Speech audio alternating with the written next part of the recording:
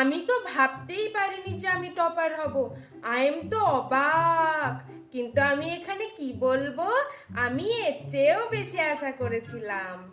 Number আমি 600 এর মধ্যে 598 পেয়েছি। 2 নাম্বার কেন পাইনি জানো? যে কলমটা দিয়ে আমি পরীক্ষায় লিখছিলাম সেই কলমটা কালি পুড়ে গেছে। আরে এগুলো না বললে তোদের মা বাবা তোদের সাথে আমার কম্পেয়ার করবে কি করে? পড়াশোনা আমি দিনে 24 ঘন্টার মধ্যে 26 ঘন্টা পড়তাম। আরে আমি গাধার মতো খেটেছি, কিন্তু আমি তো সেটা মিডিয়ার সামনে বলবো না। আমি মাত্র 4 ঘন্টা পড়তাম। আরে রাখো রসগোল্লা, পরে খাচ্ছি, মুখস্থ করেছি, ভুলে যাব।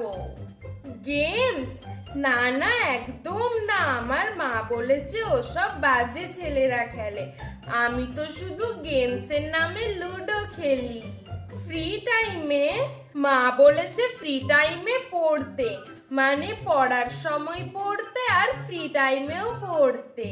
কিন্তু আমি আসলে আমার ফ্রি টাইমে আমার প্যাশন ফলো করি। ও প্যাশন কি? প্যাশন বলে একটা মেয়ে আছে ইনস্টাগ্রামে, আমি ওকে ফলো করি।